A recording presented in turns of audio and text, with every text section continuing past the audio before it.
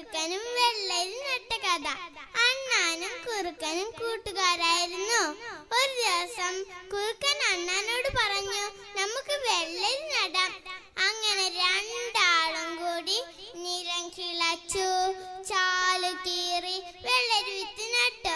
ദിവസവും വെള്ളം കോരി നനച്ചു.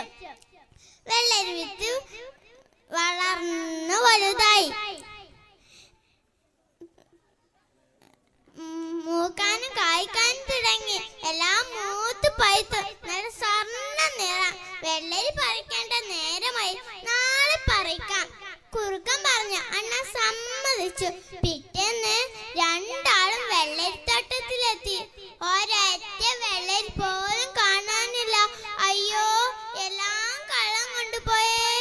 കഷ്ടപ്പെട്ടതൊക്കെ വെറുതെയായി. ഇതും പറഞ്ഞഞ്ചത്തടിച്ച് കരഞ്ഞുകൊണ്ട് കുറുക്കൻ വീട്ടിലേക്ക് പോയി.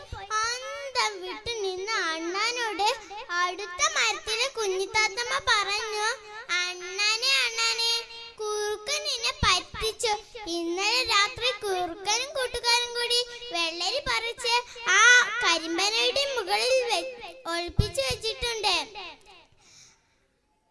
നാളെ അവർ വെള്ളരി കൊണ്ടുപോകാൻ വരും. കുഞ്ഞിത്താത്തേ, കുറുക്കൻ മരം കയറാൻ അറിയില്ലല്ലോ, പിന്നെ എങ്ങനെ വെള്ളരി പറിച്ചത്? അതോ, ഒരു കുറുക്കന്റെ ചുമലിൽ മറ്റൊരു കുറുക്കൻ, അവന്റെ ചുമലിൽ മറ്റൊരു കുറുക്കൻ, കുഞ്ഞിത്താത്ത പറഞ്ഞു. അപ്പോഴാണ് കൂട്ടുകാരനായ കുഞ്ഞുറുമ്പ് അതുവഴി വന്നത്. നടന്ന സംഭവം കുഞ്ഞുറുമ്പിനോട് പറഞ്ഞു. കുറുക്കനെ ഒരു പാഠം പഠിപ്പിക്കണം. അപ്പോൾ അണ്ണൻ ചോദിച്ചു, ചെറിയവരായ നമ്മൾക്ക് എന്ത് ചെയ്യാൻ കഴിയും?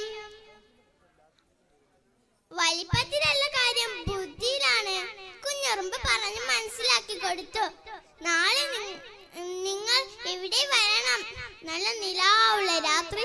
പറഞ്ഞ സമയത്ത് അണ്ണാനും കൂട്ടുകാരും വന്നപ്പോഴാ അണ്ണാന്റെ കൂട്ടുകാരനായ കുറുക്കൻ ഏറ്റുവാടി. അവന്റെ ചുമലിൽ മറ്റൊരു കുറുക്കൻ. ഇത്താക്ക നോക്കി കുഞ്ഞുറുമ്പ് സൂത്രം ഒപ്പിച്ചു. പെട്ടെന്ന് അടിയിലെ കുറുക്കൻ വേദന കൊണ്ട് കരഞ്ഞു. നീരയിളകി. കുറുക്കന്മാർ ഓരോന്നായി പുതോന്ന് താഴെ വീണു. ആരാ, എന്തിനാ എന്നെ കടിക്കണത്? കുറുക്കൻ ചോദിച്ചു. കുറുക്ക, നീ നിന്റെ ചങ്ങാതിയെ ചതിച്ചു. പകുതി വെള്ളരി അണ്ണാന് കൊടുക്കാമെങ്കിൽ ഞാൻ കടി നിർത്താം. അങ്ങനെ ചെയ്തോളാം കുഞ്ഞുറുമ്പേ. കുറുക്കൻ സമ്മതിച്ചു.